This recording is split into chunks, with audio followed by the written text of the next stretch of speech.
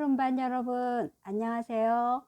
저는 올해 해오름반 과학을 맡은 교사 박영옥입니다.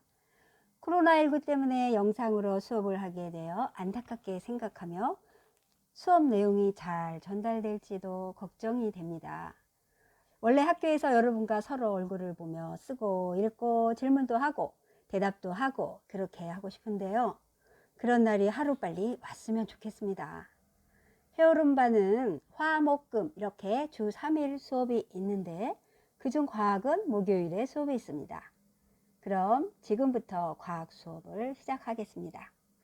그렇게 시간이 많이 걸리진 않으니까 끝까지 들어주시기 바랍니다.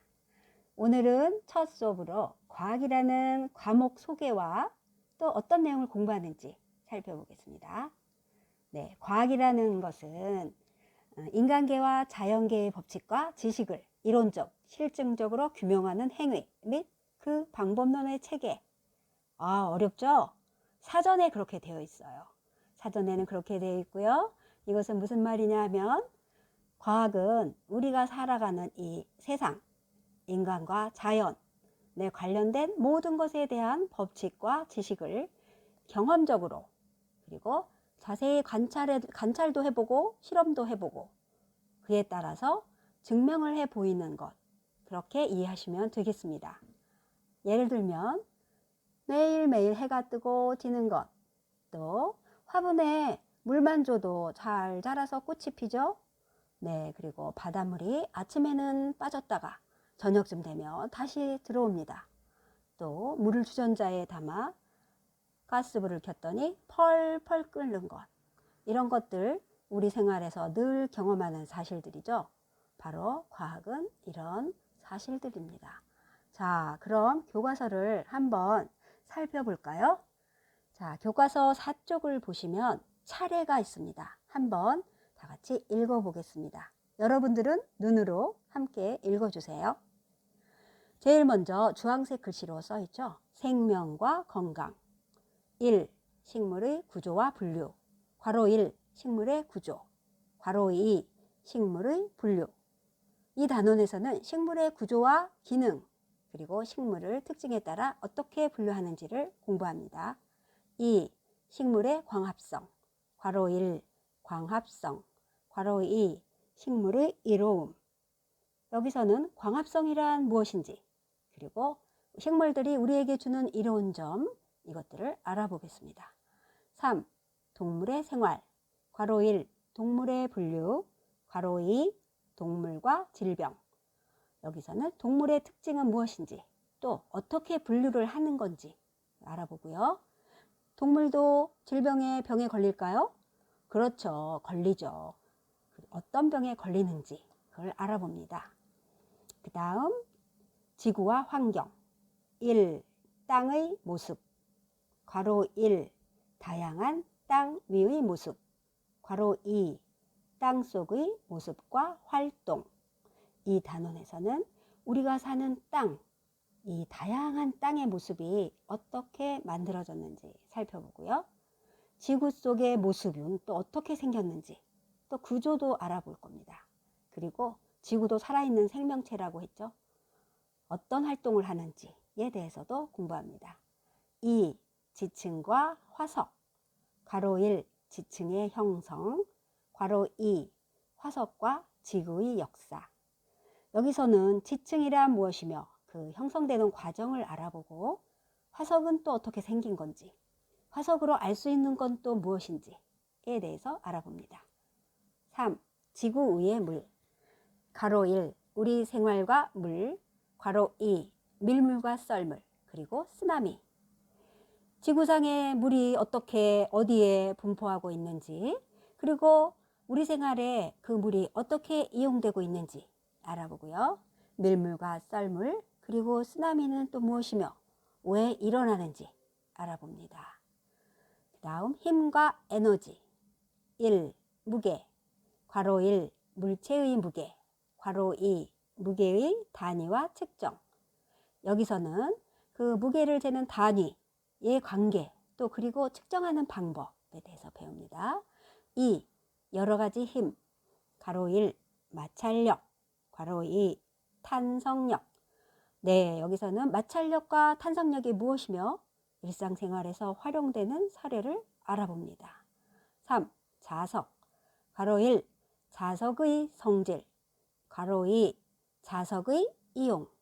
여기서는 자석의 성질을 배우고 우리 생활 속에서 이용되는 곳을 찾아보게 됩니다. 그 다음 물질의 변화. 1. 물체와 물질. 괄호 1 물체와 물질. 괄호 2 물질의 세 가지 상태. 물체와 물질이 어떻게 다른지, 또 고체, 액체, 기체의 성질과 상태에 대해 공부합니다. 2. 물질의 상태 변화. 괄호 1 고체와 액체 사이의 상태 변화. 괄호 2 액체와 기체 사이의 상태 변화. 괄호 3 고체와 기체 사이의 상태 변화에 대해서 공부해 보고요. 3. 기체의 부피 변화. 괄호 1 기체의 부피와 압력 사이의 관계. 괄호 2 기체의 부피와 온도 사이의 관계에 대해 공부합니다. 네, 여기까지, 오늘은 여기까지 하겠고요. 다음 시간에는 1. 식물의 구조와 분류에 대해 공부하겠습니다. 교과서를 준비하시길 부탁드리겠고요. 다음 시간까지 건강하세요. 바이러스에 대해서 우리가 좀 공부를 해볼 텐데요. 그 이유는 뭐냐면 옛말에 그 손류가 쓴 손자병법이 있어요. 지피지기면 백전불태다란 말이 있습니다. 혹시 감독님 무슨 뜻인지 아시겠습니까? 100번 싸워도 위태로움이 없다, 이런 뜻이에요. 네, 그래서 일단은 코로나 바이러스 19가 무엇인지를 우리가 확실히 알면 공포심은 줄고 경각심은 높아질 수 있는데, 적을 모르고 그냥 뭐 누가 아프네, 확진자 몇 명이네 기사만 보니까 우리 공포심만 계속 늘어나고 사회가 점점 각박해지잖아요. 그러면 안 되죠. 그래서 정확히 적을 파악하기 위해서 일단 첫 번째로 코로나 바이러스 19에 대해서 한번 살펴보도록 하겠습니다. 자, 일단 이름이 왜 코로나 바이러스인지를 말씀을 드릴게요. 이 코로나라는 게 뭐냐면 이렇게 생긴 모양을 코로나라고 그래요. 제가 지금 뭘 그린 것 같으세요? 이 왕관을 위에서 바라본 모습입니다. 왕관을 영어로 뭐라고 불러요? 크라운, 이렇게 부릅니다. 근데 라틴어로 코로나 이렇게 부릅니다. 태양같이도 생겼죠. 그래서 태양 주변에 빛나는 이 빛을 코로나 이렇게도 부릅니다. 근데 이 바이러스가 딱 왕관 모양으로 생겼다고 그래서 이렇게 생긴 바이러스를 코로나 바이러스 이렇게 부르고요. 자, 그럼 바이러스는 무슨 뜻이냐? 요것도 라틴어에서 나온 건데요. 라틴어에서 독 있죠, 독. 이 독을 비루스라고 부릅니다. 그래서 비루스에서 바이러스가 나온 거예요. 그럼 해석을 하면 코로나 바이러스 감염증 19라는 건 뭐냐면 왕관 모양으로 생긴 독이 되는 바이러스가 2019년에 처음으로 발병했다. 그래서 코로나 바이러스 19 이렇게 명명하는 것이죠. 자, 근데 이렇게 왕관 모양의 바이러스가 되게 많아요. 얘들이 스스로 몸을 바꿉니다. 모양을 바꿔요. 이걸 변이한다. 돌연변이 들어봤죠? 우리가 흔히 알고 있는 그 코로나 바이러스가 2002년에 발병했다. 사스라고 들어봤습니까? 이게 이제 사스, 2012년에는 메르스가 또 등장을 해서 세계 사람들을 공포에 떨게 했습니다. 그리고 이제 세월이 쭉 지나가지고 이제 2019년에 우리가 알고 있는 코로나 19라고 명명되는 신종 변이가 등장했으니 이것이 이제 지금 공포의 대상인 코로나19가 되겠습니다. 그런데 모르면 공포인데요. 알면 두렵지 않습니다. 싸워 이기고 극복할 수 있거든요. 코로나 바이러스에 대해서 한번 제대로 살펴보자고요. 일단 이 아이가 어떻게 감염이 되느냐, 이걸 아는 게 가장 중요하겠죠. 이거는 자, 예를 들어서 감염자가 있잖아요. 감염자가 애취하고 재채기를 하거나 헐록헐록하고 기침을 했을 때 입에서 나가는 타액, 이게 작은 물방울처럼 나가는데 이걸 비말이라고 그러거든요. 요 비말이 다른 사람의 얼굴에 붙어. 그래서 눈이나 코나 입을 통해서 전염이 되는 거예요. 직접적으로 이렇게 전염이 돼요. 아니 선생님, 근데 뭐 재채기가 뭐 애취한다고 얼마나 그게 위력이 있다고 다른 사람을 전염시키나요? 이렇게 얘기를 하는데, 여러분들 몰라서 하는 소리인 게 재채기는 태풍 수준의 위력입니다. 애취하고 재채기를 할 때는 그럼 이 나가는 침의 속도, 비말의 속도가 초속 40m 정도 됩니다. 초속 40m면 1초에 40m를 날아간다는 얘기인데 태풍의 속도와 맞먹는 거죠. 나가는 그 침의 방울수, 비말의 방울수는 재채기가 약 4만 개, 기침이 3,000개 정도니까 엄청 위력적인 거예요. 그래서 다른 사람한테 피해가 가면 안 되니까 반드시 뭐를 착용해야 된다? 마스크 착용은 필수가 되고요. 만약에 내가 마스크가 없는데 재채기나 기침이 나오면은 반드시 어떻게? 콜록콜록 이렇게 요 팔로 막아줘야 됩니다. 만약에 애취, 헐록하면 이 손에 비말이 물릴 거 아니에요? 그럼 이게 내가 어떤 손잡이를 만지거나 다른 물건을 만졌을 때 다른 사람이 거기에 또 그것을 만지고 이 바이러스가 감염될 수 있으니까 절대적으로 이렇게 기침 재채기는 매너라는 거 꼭 알아두시기 바라겠습니다. 자, 그러면 여러분들 우리 입장에서 나쁜 놈이죠. 바이러스들. 이 바이러스가 우리 눈에 보일까요? 안 보입니다. 너무 작아서 눈에 보이지 않고 현미경으로도 보이지 않아서 초현미경으로 보이는 게 바이러스인데요. 여러분들 혹시 그 바이러스 말고 그 박테리아라고 또 들어보셨습니까? 박테리아? 바이러스와 박테리아의 차이 모르시죠? 요거 제가 알려드릴 테니까 요거 우리 뽐내보자고요. 그래서 우리 요 방송 끝나고 엄마한테 가서 엄마 박테리아하고 바이러스 차이 알아요? 이렇게 딱 여쭤보면 엄마가 이렇게 모르실 거 아니고 우리가 가르쳐 드리는 거죠. 그래서 온 가족의 건강을 우리가 수호하는 거예요. 지금부터 제가 알려드리겠습니다. 먼저 이제 박테리아가 있습니다. 이게 우리가 말하는 균이에요. 균. 요게 균이고 이제 오늘의 이제 주인공인 바이러스가 있어요. 자, 그럼 박테리아하고 여기 있는 바이러스의 좀 차이를 살펴보면요. 일단 크기부터 보겠습니다. 여기 있는 박테리아가 클까요? 바이러스가 클까요? 박테리아 균이 훨씬 큽니다. 얘는 크기가 커요. 크다. 얘는 작다. 얼마나 작냐? 얘가 1000배 커요. 1000배. 그래서 현미경으로 보이고 초현미경으로만 보이는 거예요. 그러니까 작으니까 더 위험하지 왜? 작으니까 우리 몸에 침투가 더 용이한 거죠. 자, 두 번째는 뭐냐면 여기는 균, 박테리아는 얘는 생명체입니다. 단세포로 보통 이루어져 있는데 생명체다 보니까 인간의 몸이 아니어도 인간의 주로 대장균 이렇게 대표적인 이제 박테리아죠. 대장에 뭐가 있죠? 똥이 있습니다. 그 똥 속에서 이제 똥을 먹으면서 살겠죠. 그래서 사람 몸에 기생하기도 하지만 다른 뭐 이렇게 음식물 쓰레기랄지 식빵에도 이렇게 곰팡이 끼고 하잖아요. 그러니까 유생물이건 무생물이건 다 살 수 있는 단독 생명체가 여기는 균이 됩니다.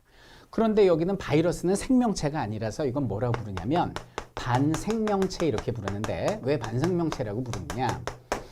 얘 같은 경우는 유전자하고 단백질로만 구성된 불완전 생명체로서 생명체를 숙주를 해서로만 살 수가 있어요. 자, 숙주가 뭐냐면 여기는 바이러스가 양분을 빨아먹는 그 기생할 수 있는 생명체를 숙주라고 부르거든요. 쉽게 얘기하면 여기는 바이러스는 고양이의 세포 안에 들어가거나 낙타, 박쥐, 인간 이런 몸 속에서만 살 수 있지 이 숙주의 몸 밖으로 나오는 순간 얘는 죽습니다.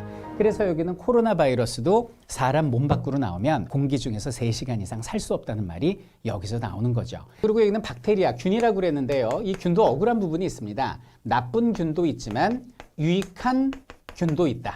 그럼 대표적인 유익한 균이 뭐냐? 우리가 마시는 요구르트, 유산균 이런 것이 유익한 균이 돼요. 나쁜 애도 있지만 유익한 애도 있다. 근데 여기는 바이러스는 대부분 나쁜 놈이다. 자, 그러면 이제 우리가 이제 코로나19로부터 안전해지려면 어떻게 해야 되죠? 마스크, 손 씻기, 사람들 간의 거리 기본이지만 가장 중요한 건 우리 몸의 면역성을 높이는 겁니다. 여러분들 조선시대 우리가 일본의 침입을 왜 받았습니까? 국력이 약했기 때문에 일본이 침략한 거죠. 우리가 튼튼하고 강하면 절대 바이러스는 우리를 공략할 수 없습니다. 잘 먹고, 잘 자고, 잘 쉬고, 그리고 적당한 운동까지 해준다면 스트레스를 덜 받아야 돼. 쓸데없는 공포심이 스트레스를 만들어가지고 면역력을 약화시키거든요. 항상 기쁘고 즐거운 마음으로 건강히 생활한다면 코로나는 더 이상 우리 적이 될 수 없다는 거 말씀드리고 싶습니다.